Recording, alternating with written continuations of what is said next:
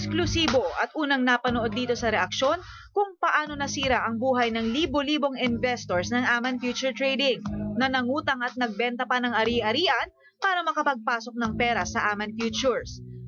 Pangako kasi ng Aman Group, kikita ang investors ng hanggang 85% interes sa loob lang ng 8 araw. Isa sa mga nasilaw sa pangako ng Aman, si Carlos Caballero. Ibinenta ni Carlos ang kanyang bangka sa halagang 80,000 pesos. Ipinasok ni Carlos ang perang pinagbentahan ng kanyang bangka, maging ang ipon nilang mag-asawa sa Aman Futures.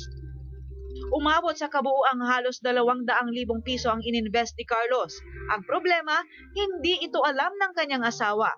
Kaya na magsara ang kumpanya, hiniwalayan siya ng kanyang misis. Dahil dito, halos masiraan na ng bait si Carlos. So paano mo ipagpapatuloy ang buhay mo? Wala akong magawa, ma'am. Anong gagawin ko kung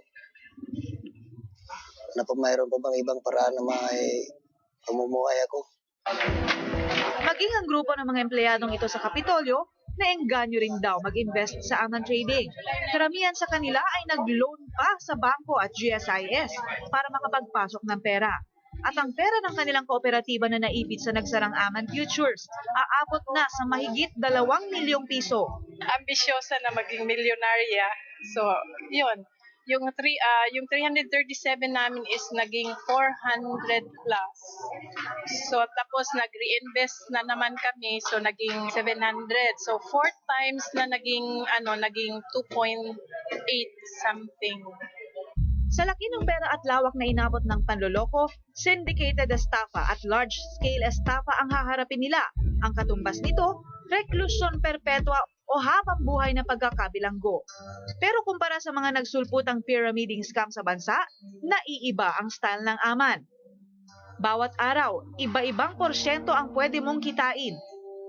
Kung ikaw ay nag-invest ng 5,000 pesos noong Oktubre 15, kung saan may 50% interest, makakakuha ka ng 7,500 sa October 23 o pagkatapos ng 8 araw. Kumita ang mga naunang nag-invest ng pera hanggang sa nalaman ito ng mga taong malalapit sa kanila na naengganyo ring mag-invest.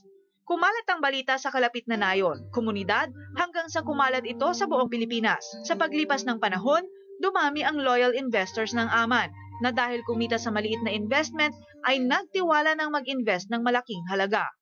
Ganito yung mga klase ng cheque, mga halimbawa ng cheque na ini-issue ng Aman Future Trading.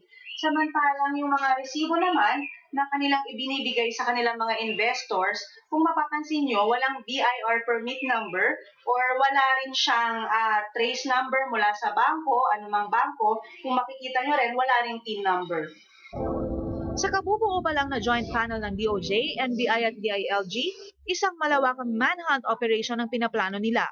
Meron na po tayong ginagawang investigasyon, may ginagawa na po tayong intelligence operations to go after this Amanilio, Luna, and other directors ng firm. Maliban sa 7 opisyal ng Aman Futures na pinaghahanap ngayon ng otoridad, nahainan na rin ng sabpina ang mahigit 30 account managers ng Aman Group na nagsilbing ahente na nagre-recruit ng investors. Samantala sa Pagadian City, isang sinasabing ahente ng Aman Futures ang natagpo ang patay sa Zamboanga del Sur noong Martes. Kinilala siya bilang si Anwar Zaina. Nagtamo siya ng isang tama ng bala sa dibdib at hampas sa ulo. Palaisipan pa rin kung sino ang gumawa ng krimen.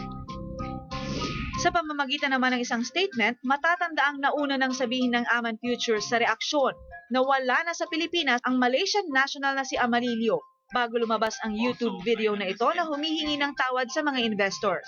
Please forgive me for the late action since I want to prioritize my safety first before finding solution to the problem. Pero para sa mga katulad ni Carlos, ang paghingi ng tawad na ito ay hindi sapat. Dahil tinangay rin ito ang buhay at kabuhayan ng mga biktima. Ako po si Fiona Nicolas, nag-uulat para sa reaksyon.